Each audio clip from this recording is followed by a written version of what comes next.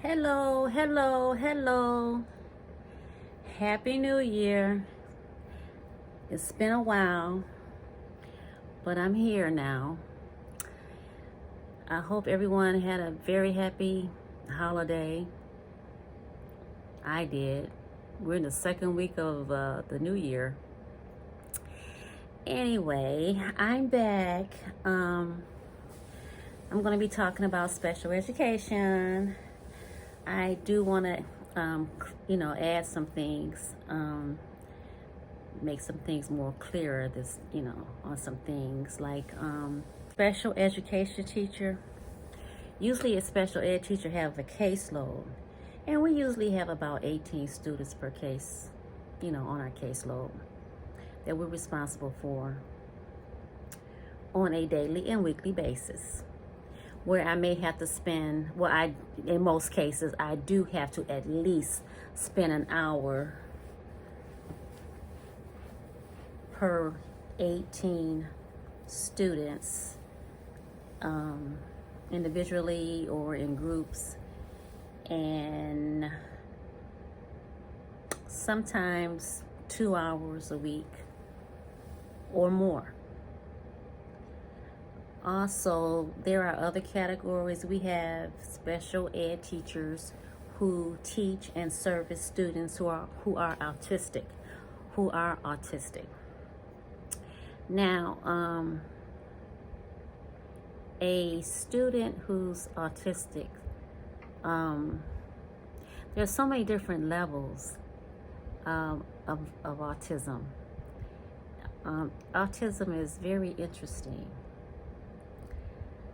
I really have a lot of fun with my autistic kids. They are exceptional. Their insight is so keen and so honest and so angelic in most cases. So being a special education teacher,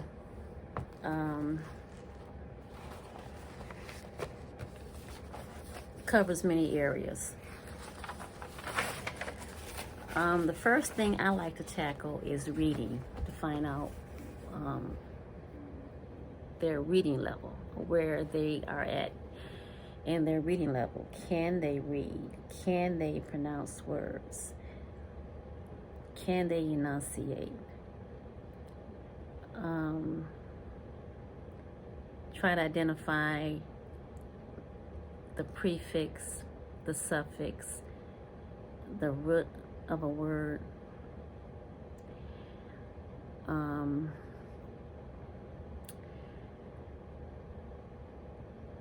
Sometimes at the high school level, I run across students who cannot read, and then I have students who can read quite fluently.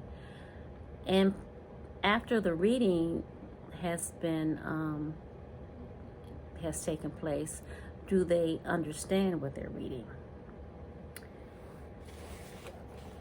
Special ed teachers usually test their students. Some school districts have a major testing system across the board for all students, including special ed students. I know here in the state I live in, we use the NEEA. Special ed teachers, we also use we have tests in a binder, a series of tests in a binder, and we call it the Brigance test. And we can administer, say for instance, the student's IEP said last semester at the high school level that they were reading at the 3rd grade level. So what I would do, I would go in the Brigance test booklet, and I would find materials at the 3rd and the 4th grade level. Like, look, let me see if they can do the 3rd grade. Okay, if they do good on that, let's do the 4th grade. If they do good on that, let's do the 5th grade. But if they're not able to pass those tests, then that is the level that they're on. And then I will know how to best work with them. I will have material for their grade level. Me as a special education teacher, and I usually teach high school students, I try my best not to give them baby work. I give them age appropriate work. If they're in the ninth grade, we do ninth grade general ed work.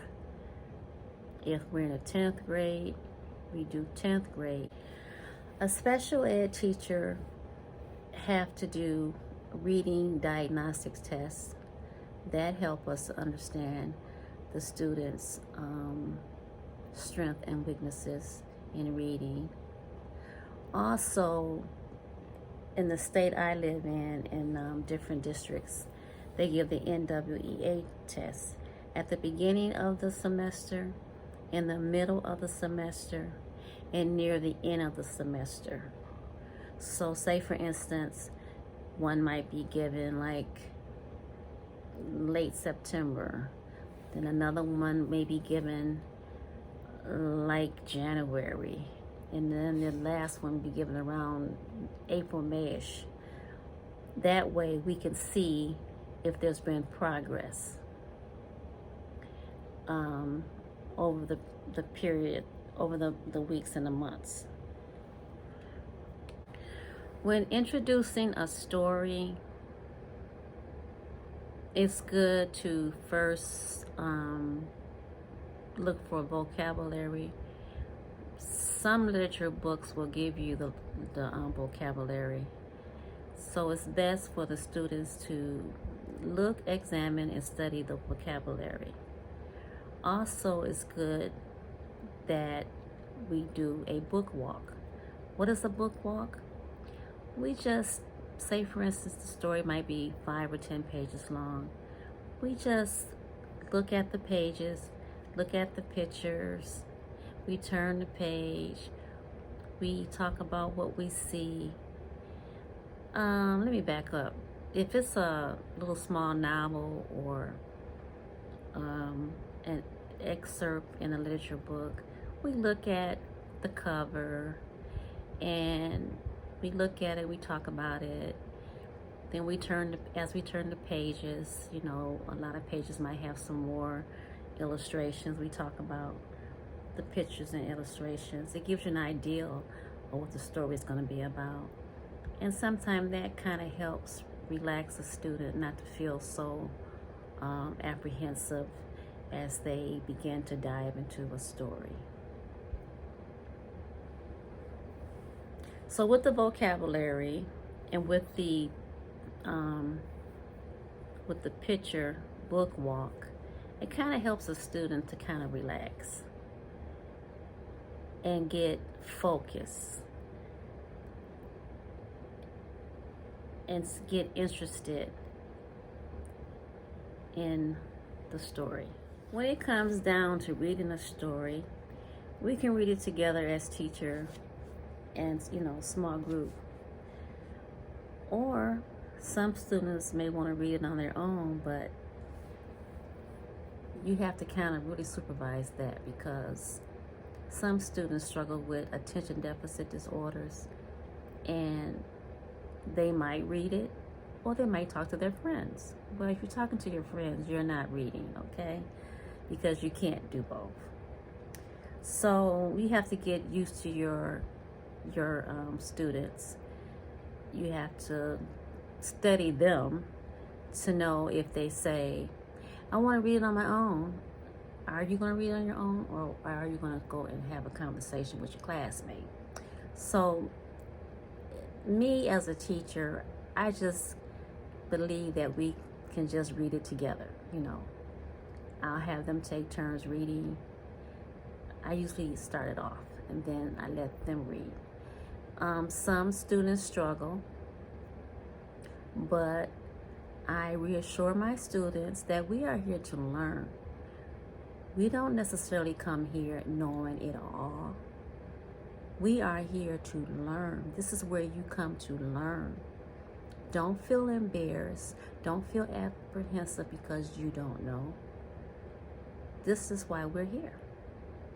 So, and it's kind of nice when they be reading and they have classmates sit next to them that, you know, may kind of help them out but usually I prefer to be the one to help them if they struggle over a word. You know how you break it up in syllables and bring it back together. And so, yeah, I like reading, and we call it small group instruction.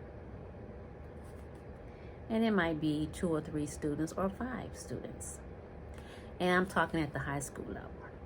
I'm going to interject whether I'm talking at the high school level or elementary level, but I may have to label my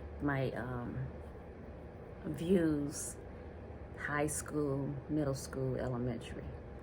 But right now I'm talking regarding the high school level. As far as reading and you knowing your students, sometimes they can pair up and they can take turns reading to each other. Again, you have to know your students. Are they going to take turns reading, or are they going to be talking about the latest rap song, or the latest fashion, or the latest color lip gloss? So you have to make sure that your students are focused on reading. So we have partner reading, where 2 students read to each other. Small group instruction, teacher, 3 to 5 students. And if they're going to read on their own, if you feel that they can do that, I mean, everyone's different, but you may have some students who can do that. But it has to be proven over time. And how do you prove that over time? It's when you do the assessment part, when you put forth the questions. Are they able to answer the questions coherently, logically, clearly? If they can silently read and answer the questions, then you know that they're able to read on their own. There are different ways in assessing your students once they have read some literature. By providing questions and having them answer them on paper, or verbally asking them questions and they verbally answering you. If it's partner, 2 students partner, then they should be able to share part of what they read so that you can check for understanding. So at the high school level, there is a lot of focus given on reading, comprehension, and writing. That also entails grammar and punctuation, good sentence structure.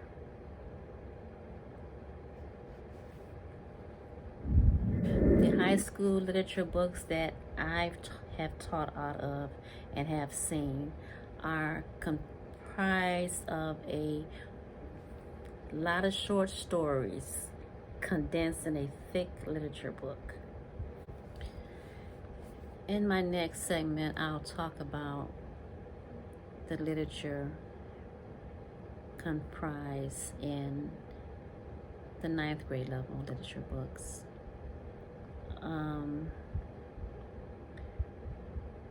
Also want to say the main things that we look at when we...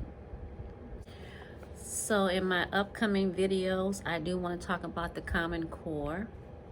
I also want to talk about multiple intelligences. People learn different ways. Everyone do not learn the same. Some people are more stronger in areas than others. We'll talk about the 7 multiple intelligences.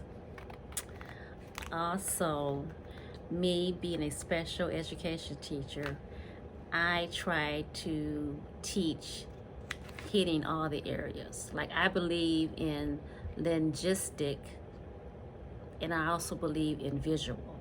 Some people are visual learners. And if you can see something being taught, you know, it can be easier for a person than them just hearing you say what to do. Some people they need both. So we're going to talk about those things. Me, when I introduce literature, I also try to find a film, a play, a clip of some kind to give my students a visual. Okay. I think that literature is so wonderful. You know, reading can take you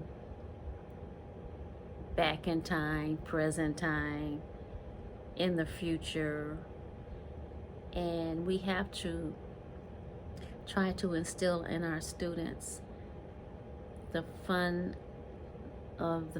of reading. Like, because reading is fundamental, right? So we're gonna cover those areas too. So I'm gonna, no doubt, talk about a few stories and how I teach the lesson and things that you can, as a parent, can help your students with. They may, you may have some books around where they may read, and then you can ask them, so what are the characters' names? What do you think about their personalities? Where did this story take place? Was it taken during the Civil War? Was it taken? Did this story take place during the introduction of the 13 colonies? Is it a story out west? Cowboy story? Is it a spaceship alien story? These are things that you can ask your student as a parent when they are reading literature, so that you can make sure that they understand what they're reading. Okay, so I'll be getting back with you soon. I plan to bring more videos. Have a good day. Thank you. Bye-bye.